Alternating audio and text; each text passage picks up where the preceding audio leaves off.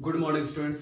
Class 10th की mathematics trigonometry में exercise 8.2 question number 3 देखते हैं। If tan of a plus B, यानी यहाँ tan ऑफ पूरा एंगल इसका a प्लस बी है। tan of a plus B is equal to √3 and tan of a minus B 1/√3 and a plus B, यानी पूरा angle यहाँ a plus B जो है a plus B is greater than 0 degree and less and equal to 90 degree. A is greater than B. Find A and B. A और B की value हमें बताना है। तो यहाँ दिया क्या है? यहाँ दिया गया है कि tan of A plus B is equal to √3। तो जो दिया गया है पहले आप उसको लिखिए। tan of A plus B दिया गया है यहाँ पर। A plus B is equal to √3। ये दिया गया है। आप ये समझ लीजिए जैसे कि tan थीटा लिखा रहता है ना, tan थीटा लिखा रहता है, तो ये थीटा के रेस्पेक्ट में बात हो रही है। उसी तरह tan अगर a प्लस बी लिखा है तो a प्लस बी एक एंगल का काम कर रहा है। जैसे थीटा एंगल काम कर रहा है वैसे a प्लस बी एक एंगल का काम कर रहा है। अब आप हमें बताओ कि tan a plus B is equal to √3। अब tan में इधर tan है तो tan में किसकी वैल्यू √3 होती है? और वो होती है tan 60 डिग्री की वैल्यू होती है √3। तो हम इधर tan 60 डिग्री लिखेंगे। तो ये तो हो गया tan a प्लस बी और यहाँ लिखेंगे tan 60 डिग्री। अब कंपेयर करेंगे, दोनों तरफ का कंपेयर करेंगे। कंपेयर करेंगे तो tan a plus B is equal to tan 60 degree. जब कंपेयर करेंगे तो a plus B is equal to 60 degree आएगा। कंपेयर किया जाता है तो ये हमें क्या मिला यहाँ पर? a प्लस बी 60 डिग्री इसको देते हैं इक्वेशन फर्स्ट। एंड उसी तरीके से दूसरा वाला यहाँ जो दिया है tan a माइनस बी, तो यहाँ पर tan of a minus B दिया गया है और ये क्या कह रहा है कि 1/√3। तो हम जानते हैं कि tan 30 डिग्री की वैल्यू क्या होती है? 1/√3 होती है।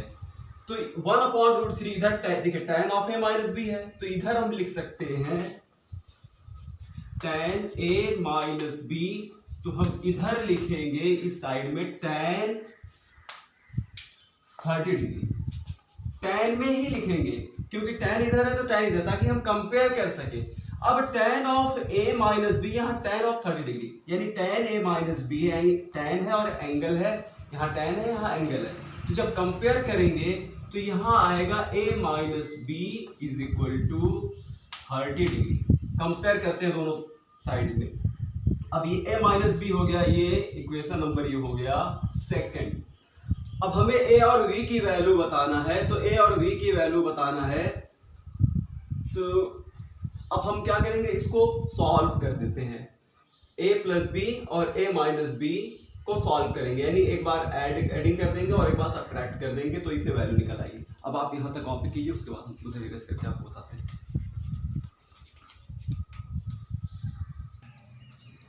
हाँ स्टूडेंट्स, अब देखते हैं adding first equation first and second. तो इसको ऐड करके देखते हैं। a प्लस बी है यहाँ पर, a प्लस बी क्या कह रहा है? 60 degree. a plus B 60 degree है तो a प्लस बी हमने 60 लिख दिया। और उसके बाद a माइनस बी है यहाँ पर, तो a माइनस बी है तो a माइनस बी की जगह यहाँ पर a माइनस बी की वैल्यू क्या है? 30 डिग्री है। अब इसको हमने क्या किया? ऐड कर रहे हैं। ऐड करेंगे तो इससे ये कट करके क्या हो जाएगा? 0 हो जाएगा। ये हो गया 2a और ये आया 90 डिग्री। अब a की वैल्यू निकालेंगे तो 2 जाकर के इधर डिवाइड हो जाएगा 90 डिग्री अपॉन 2, यानी a इज इक्वल टू कितना हो गया? 45 डिग्री। अब a की वैल्यू उठा करके कहीं भी रख दीजिए, यहीं पर रख दीजिए। क्या करना है? यहाँ रख देते हैं फ्रॉम फर्स्ट। तो b की वैल्यू आप डायरेक्ट ही निकाल सकते हैं। तो b की वैल्यू आप निकाल लीजिए, कहीं से भी निकाल लीजिए। यहाँ b की वैल्यू रखेंगे तो यहाँ आकर के 45 हो जाएगा और 45 जब 60 सब्ट्रैक्ट करेंगे तो आएगा 15 डिग्री। तो इस तरीके से a और b की वैल्यू निकल आई। a प्लस बी है, b की वैल्यू हमारे पास कितना है 45, तो यहाँ पर b की जगह 45 रखेंगे, उधर ट्रांसपोज करेंगे तो हमें इसकी वैल्यू निकल आएगी। तो अब देखिए a की वैल्यू आ गई 45 डिग्री और b की वैल्यू आ गई 50। अगर आप चाहो तो लिख भी सकते हो putting the value of a in equation first, तब आप निकाल सकते हो। तो ये इस तरह से निकल आया। इसको आप कॉपी कर लीजिए, उसके बाद आपको नेक्स्ट बताते हैं।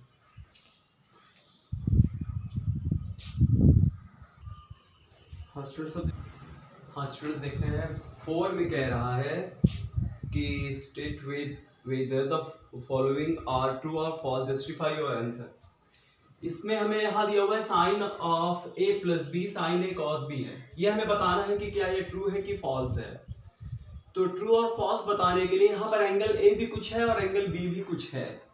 तो ऐसा करते हैं, देखिए आप जैसे आपको हमने पहले भी बताया हुआ था ना कि जैसे साइन थीटा लिखा रहता है, तो आप ये मत समझिए कि साइन और थीटा का मल्टीप्लाई है, ऐसा कतई नहीं समझना है आपको। यहाँ पर sine of a plus B लिखा हुआ है, तब आप ये मत समझिएगा कि साइन का इसमें मल्टीप्लाई है, ऐसा नहीं समझना चाहिए, क्योंकि ये sine of a plus B angle का है जिसके रेस्पेक्ट में बात होती है, यानी a प्लस बी साइन का एंगल है। तो इसको हमें दिखाने के लिए, जस्टिफाई करने के लिए क्या करना पड़ेगा, a को कुछ मानना पड़ेगा तो और b को भी कुछ मानना पड़ेगा। तो हम यहाँ पर मान लेते हैं putting a is equal to 30 degree मान लेते हैं, a को हम 30 मान लेते हैं एंड b को 60 डिग्री मान लेते हैं। आप कुछ भी मान सकते हो लेकिन 0 नहीं मानोगे, क्योंकि a और b की कोई ना कोई वैल्यू होगी लेकिन 0 डिग्री नहीं होगा। a 30 डिग्री और b 60 डिग्री है, या आप इसको 30 मानिए, इसको 45 मान लीजिए, कुछ भी वैल्यू आप मानिएगा। तो अब हम क्या करेंगे, यहाँ पुटिंग करेंगे, यहाँ रखेंगे इसको, लेफ्ट हैंड साइड की वैल्यू चेक करेंगे। लेफ्ट हैंड साइड में क्या है, sine of a plus B दिया हुआ है। तो ऐसा करते हैं, जो हमने वैल्यू माना हुआ है दोनों साइड में रखना है हमें। साइन a की जगह पर क्या रखेंगे 30 डिग्री रखेंगे और प्लस b की जगह पर हम रख देंगे 60 डिग्री। तो b की जगह पर 60 डिग्री रखेंगे तो ये हो जाएगा साइन 90 डिग्री, और साइन 90 डिग्री की वैल्यू हमारे पास है, साइन 90 डिग्री की वैल्यू क्या है, साइन 90 डिग्री की वैल्यू जो है वो 1 आती है। अब इस तरह से राइट को लेकर के चलेंगे, राइट हैंड साइड को लेकर के चलेंगे।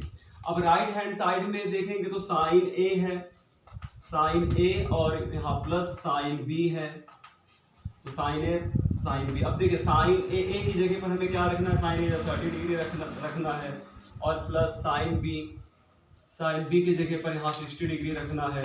अब साइन 30 की वैल्यू तो हो जाएगी हाफ, और साइन 60 की वैल्यू हो जाएगी √3/2। इसको जब आप सॉल्व करोगे तो एलसीएम लेने पर 2 आएगा, यानी 1 प्लस √3 आएगा। यानी देखिए a और b की वैल्यू हमने दोनों तरफ रखा हुआ है, दोनों साइड में रखा, तो हमें क्या मिला, लेफ्ट और राइट इक्वल नहीं आया, left hand side is not equal to right hand side. तो लेफ्ट और राइट इक्वल नहीं है, इसलिए ये क्या है, ये फॉल्स है। ठीक है, कोई जरूरी नहीं है, आप 30 भी मान सकते हो, 45 भी मान सकते हो, कुछ भी आप मान सकते हो। तो यहाँ पर ये फॉल्स मिला, तो ये इसका ये रीजन है क्यों फॉल्स आया, ऐसे ही इसको आपको प्रूव करना है। इसके बाद आप इसको कॉपी कीजिए, नेक्स्ट बताते हैं। हाँ स्टूडेंट सेकंड में कह रहा है, कि the value of sine theta increase as theta increase. बात सही है, ये ट्रू है। क्यों ट्रू है, क्योंकि आप देखिए साइन 0 डिग्री की वैल्यू तो 0 होती है, साइन 30 डिग्री की वैल्यू हाफ होती है, बढ़ रहा है, थीटा की वैल्यू बढ़ रहा है तो ये भी बढ़ रहा है। साइन 60 डिग्री की वैल्यू क्या होती है, साइन 60 डिग्री की 45, चलिए पहले 45 डिग्री निकाल लेते हैं। साइन 45 चेक कर लीजिए, देखिए साइन 45 की वैल्यू 1/√2, और साइन 60 डिग्री की वैल्यू आप देख लीजिए, साइन 60 डिग्री की वैल्यू क्या होती है, √3/2। और उसके बाद साइन 90 डिग्री की वैल्यू आप देखिए, साइन 90 डिग्री की वैल्यू क्या हो रही है, साइन 90 डिग्री की वैल्यू सीधा 1 हो रही है। तो जैसे जैसे एंगल के 0 है तो 0, और साइन 90 जैसे आया इसकी वैल्यू क्या हो गई, बढ़ करके 1 हो गई। तो जैसे जैसे एंगल बढ़ रहा है वैल्यू बढ़ती जा रही है, इसलिए ट्रू है। तो ये तो हो गया।